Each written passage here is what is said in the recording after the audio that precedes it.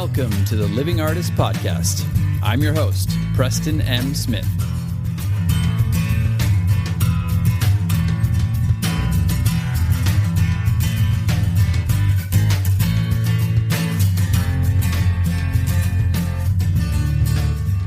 Hey, everybody. Welcome to the Living Artist Podcast. I'm Preston M. Smith, at PMS Artwork everywhere on internet land and socials. I want to thank you for landing on this podcast. Whether you're a professional artist, just getting started in the art world, a collector of art, or just consider yourself a creative person, this podcast has something for you. I like to think of it as a fun way to rant and talk to other creative people about living the life of an artist, surviving and getting ahead in the art world, and enjoying your life. But most importantly, not waiting until you're dead to make it happen. All right, let's get started.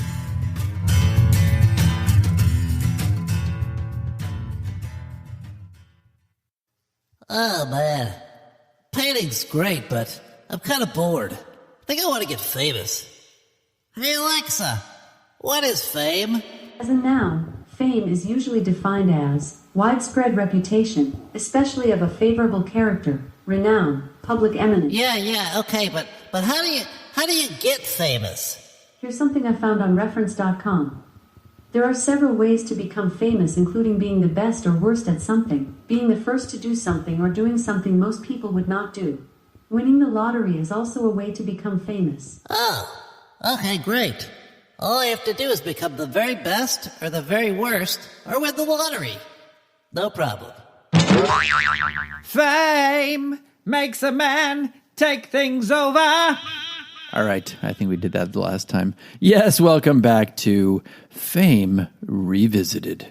I think that's hilarious that Alexa was saying you just have to become the best or the worst at something. I think that's very telling of our culture in general right now. It's like, well, if I can't be the best at something, I'm going to be the worst. Or I'm going to just do something that somebody else would never do to get famous. I think that's on point. So let's talk a little bit about fame today from a different angle. We've talked about fame in the past, but I kind of want to talk about fame in a sense of like, is it worth it? Why are we all so fascinated with fame? And, you know, what happens if you do get famous? And why is fame the end goal for so many of us in our culture? It almost seems like a kind of a widespread sickness because everybody we've heard from, all the wonderful, beautiful, important people that we all look up to who have achieved fame on some level always talk about it in a negative sense, like it didn't give them what they want. It's empty, like Bowie. Makes a man take things over. Yeah, it's not good. You know, not most people will say it's lonely at the top. Everything fell apart. You never know who to trust. You don't really have any friends, blah, blah, blah, so on and so forth. And yet we find ourselves all consumed by fame. It's our culture. It's what we're projected by social media. It's what we think we really all deserve and what we need to do. It's like, how many more movies, how many more cautionary tales, how many more songs do we need to hit us over the head and go, really, do you want fame? Is that really what you want? I would argue it's no. I think people do want fame. I think they want their 15 minutes, like Andy Warhol said, or they want more. They want just a lifetime of fame. They want to be a Kardashian. They want the cameras following them around all the time, 24/7. But I think if we're all honest with ourselves, that's a pretty empty life. And it's a pretty stressful life on top of that. You really don't know who to trust. You know, everything that you think is supposedly valuable doesn't really have value when you reach that level. You're constantly in the public eye. You're under criticism for everything you do. So maybe we need to learn how to shift our focus and replace fame with another word or another goalpost, basically. And yeah, you could say success, but success is also very arbitrary. And what does that mean? Success means something different to each person.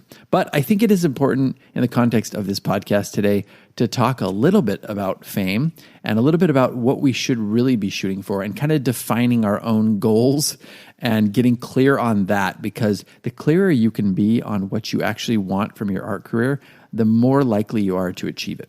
And if it's fame, wonderful. I'm not saying you can't go for fame. Like, a lot of people are going to go for fame. Some people are going to reach it, achieve it, and then they'll learn their own lessons and they'll pivot and they'll shift. And maybe there's some beauty in that, and maybe there's some growth in that, and maybe that needs to happen for some people. So if you want to go for fame, more power to you. But I think a lot of people are confused about what fame actually means and what it actually will bring. So let's get a little clear on what you actually want to achieve as an artist. But first, why are we all so obsessed with fame? Well, like I said, it's been projected upon us by everything, the media, by social media, by movies, by music. Even though people will say honestly and candidly the fame isn't what it's cracked up to be, you still get that picture in the music videos, and in the songs and in the movies and in the magazines and, so on and so forth, that, these beautiful people are so important and everybody just wants to be them. And we kind of just block out all of the rest, all of the darkness and all of the emptiness and sometimes the addiction even that comes along with fame. And I remember when I was younger, when I started out as an artist, I really wanted to be famous. I wanted to be recognized for my talent and for what I did. And, if I had actually achieved fame, I've talked about this, but if I had achieved fame in my 20s, I would be dead right now. Like, no doubt about it. Just as honest as I can be, I would not have known how to handle it. I had no grasp on my addictive behavior at the time. I would have struggled for sure. I think I've always been a good person, but it is hard to deal with, especially on that level when you aren't prepared for it. And I don't think anybody's really prepared for it. But more importantly, there was something that I said in there that I think is of value. I think in our minds, fame is synonymous with achievement and success. Like if you reach fame or if you reach, some sort of world renowned status, that means that you are successful, that you achieved something, like your work is of value. And I think that might be true. Although I do think that people can sidestep that just by doing something outlandish and crazy, or like Alexa said, just doing something, that no one else is willing to do. And that doesn't always mean that that's something of value or something that is really, should be held up and put on a pedestal basically as a beacon of artistic integrity or something like that, But yeah, I do think that's something that we need to kind of split from the whole fame mindset that we have. Is it doesn't have to be synonymous with achievement or success or value.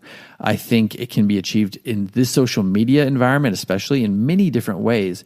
And that can be done by selling out, by pitching things, by shock value, by doing something crazy. And that doesn't mean that you're actually doing something of worth as an artist. And I think we all really want to do something of worth. I think we want to be recognized for our artistic value and for the quality of the work that's going out there, the impact that's having on people and viewers and collectors. So that needs to shift. Now, fame can be a byproduct of that. You can get so good that fame becomes a byproduct of that. And I think if that's the case, and if you've really just taken that track and you've, put in your time, paid your dues, done your 10,000 hours or 10 years or more, like, I've done 20 plus.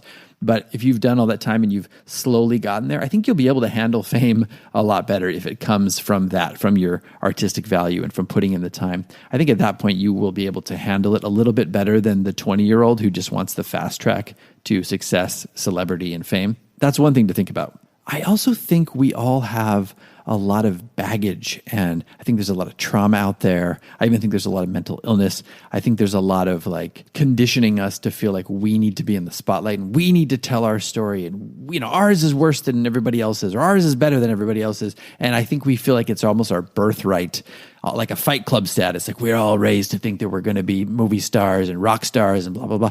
I think that is ingrained in us a little bit in our society. And maybe we need to get away from that a little bit. Maybe we need to take a little bit more of a Buddhist approach to this, an impermanence perspective on this of, yeah, I'm here right now. I'm creating here right now. I'm in the moment, but this is all going to fade at some point. Even the most famous person in the world. I was listening to a podcast a little while back, and they were talking about the Charlie Chaplins of the world, and even further back than that, how famous and widespread they were. Everybody on the planet knew who they were and idolized them. And yeah, there's still a niche group of people. I'm a huge Charlie Chaplin fan. I love Charlie Chaplin, but a lot of people don't really watch Charlie Chaplin movies anymore. And this was just, from the 20s to the 50s or 60s, that was Charlie Chaplin. So it really wasn't that long ago. So the shelf life of fame, and you can look at artists, of course. I think artists do stand the test of time, like painters and sculptors and stuff like that. A little bit more, the people are still talking about Van Gogh or Renoir or Cézanne or, people way back, Caravaggio or, Frida Kahlo or all these people. They're still talking about them. And I think that because we have this art that still speaks for itself on the wall, I think that does stand the test of time better than some other media forms. Like maybe you can't get as famous as a visual artist as some other people, but it has a longer shelf life. It doesn't break down as quickly. So that's cool. But that also brings me to my other point, which is focus in on the work. I think the work is the main thing. We should all be trying to make our work as impactful. And that doesn't have to mean like super deep. It can just be really quality work that speaks from your soul, from a place of love or angst or, betrayal or trauma or whatever it is that you're trying to convey. I think as long as you're being really honest with that and you're honing that as much as possible, that is going to speak for itself in your art, and that is what is going to reach people, and that's what's going to have lasting value. Now, that might have a fame byproduct of it too, but that's not really up to us. Yeah, you can put it out on social media, you can hire a marketing firm, you can do all these things, and you might be able to manufacture fame. But if you're not building that off of the quality of the work, the quality of your story, the quality of what you're trying to say, the quality of the time you've put into it, it's a house of cards. It's not going to stand on anything. It's like a foundation that is made out of sand. We do need to work on just making our artwork bulletproof and our approach and defining what we are trying to say as artists and making that bulletproof. And I think that is what is going to, in some way, in a roundabout way, achieve fame, more so than us, like our name or our faces being shown on all the screens around the world or being a household name. I think the work itself will stand the test of time, whether that's passed on through generations of collectors or whether people do know your name and you're being auctioned, 200, 300 years after your death. That will live on. And I think that only can come from focusing on the value and the quality of your work and the consistency, of course. So to close this off, this Fame Revisited episode, I'm just going to focus on what I've come to realize as an artist. And you can apply this to yourself, or you can take it as food for thought and apply it to what you're trying to achieve as an artist. And I came to realize over the years of doing this, when the fame thing took a back seat, there's a part of all of us, I think, that will always yearn for fame, but it's a very small voice way in the back of my mind now, as opposed to being on the forefront shouting for attention. Now it's more about me creating a consistent body of work that I'm proud of and being as honest to my own personal story and struggles as I can be and having that have some impact on people. And the same with this podcast. I want to entertain. I want to help people find value in their work and to sidestep some of the problems that I encountered as an artist. That's where the value comes from me now, is putting my work out there and having that impact people. And, that goes with selling work. Like I sell work all around the world. I'm approaching my, 700 sales, this year, hopefully. And that's a great thing. I mean, I'm getting my work out there. People are hanging my work in their homes or in their buildings or their offices or, hotels, whatever they're hanging my work in. That's impacting people. That people are seeing that. Word of mouth is spreading on the work, but people are connecting with my story and with the story of each individual painting. And that's valuable enough for them to say, hey, I want this. I'm going to put this in my home and I want to hopefully keep this forever and pass it down through generations of their families. So I think that's amazing. And that's something for me that gives me value. And it's like, if you want to talk about fame, it's like a little bit of micro fame. You're maybe not a household name, but do you really want to be a household name? Do you really want to not be able to know who your friends are or leave your house without paparazzi out there, not have a private moment? That's another thing that going through these last 4 years of horrible pain and illness has taught me, is that I wouldn't be able to handle that stuff even if it happened. It would make me a recluse. I would become like the Howard Hughes of the art world, just in my, stuck in my house with my nails growing really long and peeing in a bucket in the corner. For those of you who don't know Howard Hughes' story, check it out. But yeah, anyway, so that's what's valuable to me. What is valuable to you? And what does fame mean to you? Or what does celebrity mean to you? Or what does success mean to you? That's something that we all need to really think about on some level. And define for ourselves. And that can help shape our strategies as artists and our work in general and what we want to do. And I think if you have that really defined and it comes from a place that really speaks to you, I think you're going to have a lasting career in the art world. If it's just about fame and quick fame, that could crumble in a day. It could crumble in a month. It could crumble in a couple of years. But if you really have a solid foundation to build upon, I think you can stand the test of time as an artist. Hopefully this has been something that has, given you some value and something you can think about, something that you can ponder while you're, in your studio creating your work or as you're kind of trying to define what this means for you moving forward. So thanks for listening, everybody. Bring you another episode next week and be good to each other, be good to yourselves, and we'll see you next time. Yeah, okay. Hey, Alexa, are you famous? Quite a few people do know me by name. Okay. Alexa, is fame all it's cracked up to be? Fame is not always what it seems. Many people believe that fame brings a high degree of celebrity and a sense of accomplishment, but it can also bring negative consequences such as constant attention, criticism, and pressure to maintain a certain lifestyle. Ultimately, the experience of fame can vary greatly from person to person, and it is important to consider the costs and benefits before pursuing it. Well, there you have it. I still want it.